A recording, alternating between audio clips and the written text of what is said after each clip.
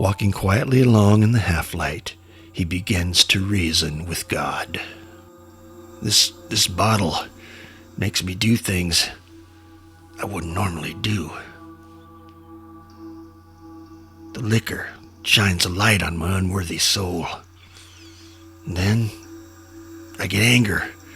Anger comes and then it grows, and then hate fills my head until I can't take it. When Rachel's around, I don't care about drinking. I live to please her. And by pleasing her, aren't I pleasing you? Do unto others and all. Her love calms my soul. When we're married, I'll be calm all the time. Unless her parents butt in. They really annoy me. I wish they weren't around. Then me and Rach, we could run the store. Then she would be unhappy, which would make me unhappy, and then the anger would come. The vicious circle becomes a bond between me and the bottle. It's better just to shut up the little voice by any means possible.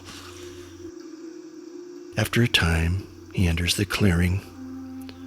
Moonlight fills the furrowed fields, making a statuesque picture of the Scarecrow against the sky. Laying down his gun and bottle, he lights the torch and twirls the knob in the air to catch the fire all around. He looks about sheepishly to see if there is any that will stand in protest of his intention. And as expected, the black shag nasties need their beauty sleep. Raising the torch, he examines the wretch, studying the eyes for signs of life, but nothing. The crows had made feast of them during the day, just dark holes where dreams used to propagate.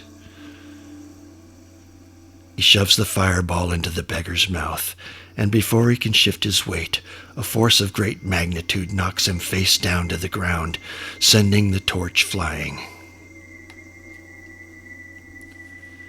He rolls to his back and onto his elbows, catching a glimpse of a mighty horned owl fluttering to take nest on the head of the Scarecrow as the tiny embers suffocate.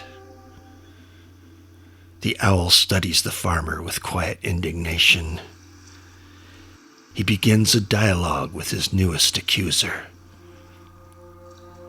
You might think I only care about myself, but you'd be wrong.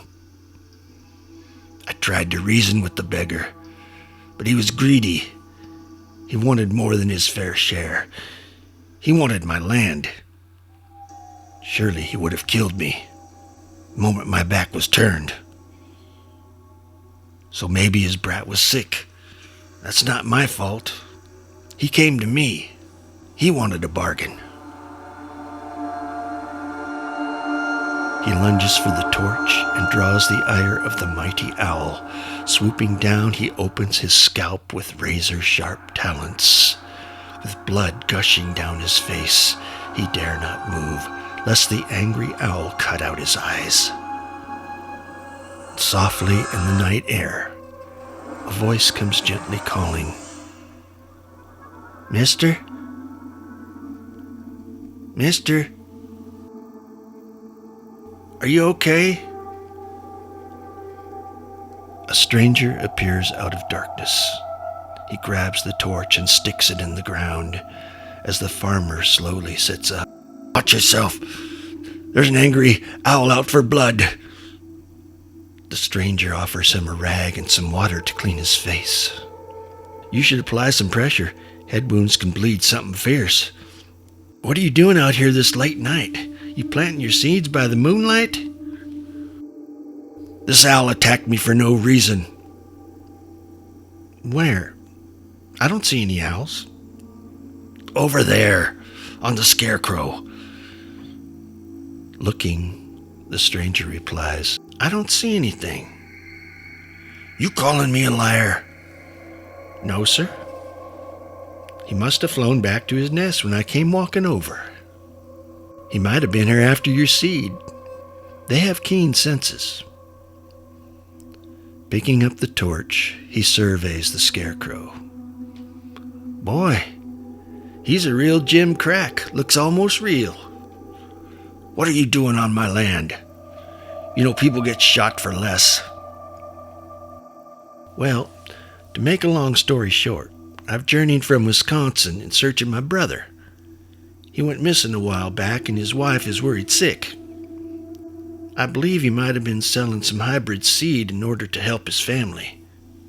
We don't get many strangers around here. Well, he's got brown hair and blue eyes, and he's about as tall as this Scarecrow standing here. Holding the torch up to the Scarecrow, he begins to examine the eyes. Say, how'd you get these eyes to look so blue? Are these marbles? I mean, they look so real. They don't have that glassy feel in the light. Is it an oil paint? He stares deep into the eyes. They almost look like April? From behind, a loud gunshot echoes through the night, and the normally silent crows begin to stir.